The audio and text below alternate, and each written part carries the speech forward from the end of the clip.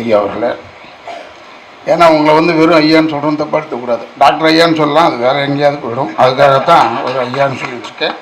இதை சொல்லி அவர் சொன்னார்,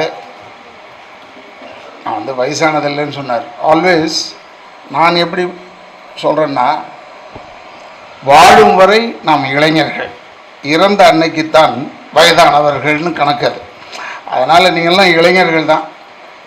என்ன ஒன்றுனா, இந்த விழாவில் எனக்கு பெரிய ஒரு பொக்கிஷமான விஷயம் கிடச்சிருக்கு. எங்கள் அப்பா பற்றி சொல்லும் போது சொல்லுவாங்க, ஒரு படிக்காத மேதை, படிக்காத மனிதன் அப்படிலாம் சொன்னார். இப்போ தான் தெரியும், ஸ்கூல் மேட் ஒரு ஆள் இருக்கார், அவருக்கு ஸ்கூலுக்கு போயிருக்காரு எங்கள் அப்பான்னு இப்போ தான் எனக்கே தெரிஞ்சது.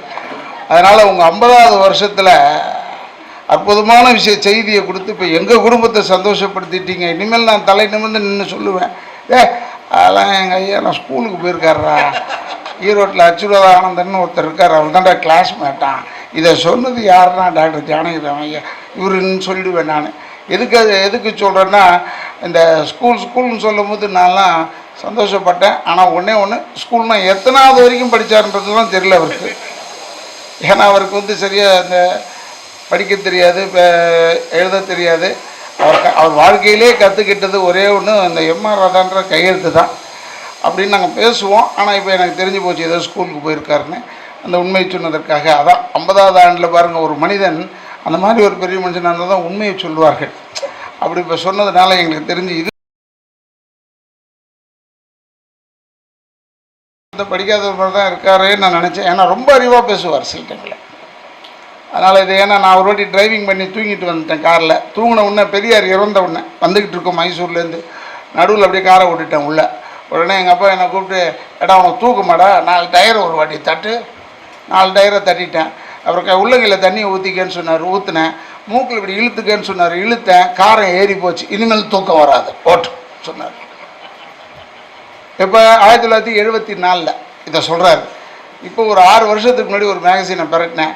அதில் ஜப்பானில் இப்போ கண்டுபிடிச்சிருக்காங்களாம், டிரைவர்கள் தூங்கினால் உள்ளங்கையில் தண்ணியை ஊற்றி கொண்டு மூக்கில் இழுத்துக்கிட்டிங்கன்னா தூக்கம் வராதுன்னு.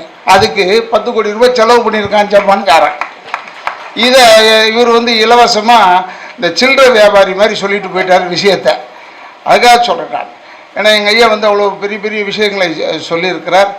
அதனால் அவருடைய பெயரால் மட்டுமல்ல, இப்போ எங்கள் லயன்ஸ் கிளப், எங்கள் மெட்ராஸ் யுனைடெட் சிட்டி அவர்கள் பண்ணும் சேவைகளையும் தான் அவர்கள் ஏன்னா அவர்கிட்ட இப்போ தான் உட்காந்து சொல்லிக்கிட்டு இருந்தேன். எங்கள் லயன்ஸ் கிளப்பில் நாங்கள் பண்ணுற சர்வீஸ்னால் எல்லாம் நிறைய பண்ணுறோம். Dine with the divine, everything we are doing. But still ஸ்கூலில் கூட இப்போ எங்கள் முன்னாள் தலைவர் ரவிராஜ் பாண்டலாம் ஒரு ஸ்கூலில் அந்த சத்துணவு கொடுக்குறதுல பங்கு எங்களுக்கு அதிகமாக உண்டு. செங்கல்பட்டு பக்கத்தில், திருக்கழிக்குன்றம் பக்கத்தில். அதெல்லாம் செய்கிறோம். ஆனால் பெரிய சர்வீஸை இந்தியாவிலே யாரும் செய்யாது. இந்தியாவில் இல்லை, உலக அளவில் யாருமே செய்யவில்லை. எப்படின்னா, எவ்ரி சண்டே அன்கிளைம்டு பாடிஸு, இந்த ஆக்சிடெண்ட்டில் செத்தவங்க கொண்டவங்க என்னவங்களாம் இருக்காங்கல்ல, அவங்களெல்லாம் எடுத்துக்கிட்டு போய் நாங்கள் கிரிமேஷன் பண்ணுறோம். எப்படின்னா, ஒரு ஹிந்து, ஒரு கிறிஸ்டியன், ஒரு முஸ்லீம், இது 3த்தில் இருக்கிற அந்த போதகர்களை கூப்பிட்டு ஒரு மந்திரத்தை சொல்லி புதைக்கிறோம்னு சொன்னேன். ஒரு சண்டே, எவ்ரி சண்டே. இது பல கிளப்புங்க சொல்கிறாங்க நாங்கள் செய்கிறோன்னு, வருஷத்தில் 2 தடவை செய்கிறாங்க. ஆனால் எவ்ரி சண்டே ஃப்ரம் 10 உடல்கள்லேருந்து 10 சடலங்கள்லேருந்து கிட்டத்தட்ட 32 சடலங்கள் மேக்சிமம் நாங்கள் செஞ்சுக்கிட்டு தான் இருக்கோம் எல்லா சண்டேவும் சொன்னேன் சார்கிட்ட, தான சார்கிட்ட. பிரமாதமான விஷயமாச்சு என்ன. ஏன்னா அதில் ஒரு நிகழ்ச்சி போட்டு இந்த சேவைகளில் என்ன நல்ல விஷயம்னா, ஒரே ஒரு நிகழ்ச்சியை சொல்கிறேன். ராயப்பேட்டை ஹாஸ்பிட்டலில் மார்ச்சுரியில் போய் எல்லாம் பாடி எடுத்துகிட்டு போகிறதுக்கு முன்னாடி ஒரு பொம்பளை நின்றுக்கிட்டே இருந்தாங்க, அழுதாங்க. என்னன்னு கேட்டோம். ஐயா தம்பி, எங்களை காரில் கூப்பிட்டு போறியா, இந்த சுடுகாடு வரைக்கும் வரேன்னு சொன்னச்சு. ஏன்னு கேட்டேன். செத்தவர் என் புருஷன் தான், இந்த பாடி இருக்கு பாரு, இது என் புருஷன். ஆனால் வசதி இல்லை, அதனால் அனாதைன்னு எழுதி கொடுத்துட்டேன்.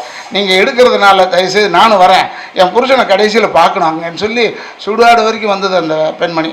இதெல்லாம் ஏன் சொல்கிறேன்னா, அந்த சர்வீஸில் நல்ல நல்ல விஷயங்கள் இருக்குது. அதை போல தான் இந்த இடத்துல ஐயா ஜானகிராமன் தலைமையில் அவர் மொத்த குடும்பமும் எங்களுக்கு சேர்ந்து இதை உழைத்து தருகிறார்கள். போட்டி போட்டுக்கிட்டு நான் 1 வருஷம் சொன்னார், 1.5 வருஷம் சொல்கிறாரு, அவர் 2 வருஷம் சொல்கிறாரு. அவங்களுக்கு தெரியும் எப்படி இருந்தாலும் இந்த வாயில் கோளாறு இல்லாமல் இருக்காதுறான்னு. அதனால் ஏற்புரை ஏற்று எங்களையெல்லாம் பெருமை சேர்த்த என்னுடைய தந்தையார் பற்றி நல்ல ஒரு உண்மையை சொன்னேன் ஐயா அவர்களுக்கு, மருத்துவருக்கு, குடும்பத்தின் தலைவராக திகழக்கூடிய ஐயா ஜானகிராம் அவர்களுக்கு என்னுடைய நன்றியை தெரிவித்து, அடுத்ததாக இந்த மேடையில் ஒரு பெரிய விஷயம் என்னென்னா, நன்றி உரை என்னுடைய தங்கச்சி, அதாவது இந்த ட்ரஸ்ட்டுடைய சேர்மனு, அவங்கள தான் சொல்லலான்னு பார்த்தேன். அதுக்குள்ளேயும் என்ன ஆயிடுச்சுன்னா, ஒரு டாக்டர்கிட்ட ஒப்படைச்சிட்டாங்க. இல்லை அவர் நன்றி சொல்லட்டும், அவரும் மெம்பர் தான்னு. அப்போ டென்ஷன் ஆன மனுஷன்தான், இன்னொன்று டென்ஷன் குறையில. அதான் சொன்னேன், நான் சொன்னேன், இப்போ எங்கள் பெருமையாக செல்வம்லாம் சொன்னாங்க, ஒரு டாக்டரையே பேஷண்ட் ஆக்கின பெருமை உங்களுக்கு உண்டுன்னு.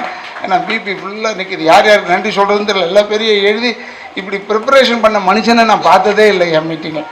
நாங்களாம் மயக்க பிடிச்சா பேசிக்கிட்டே இருப்போம். அதுக்காக சொல்கிறேன்.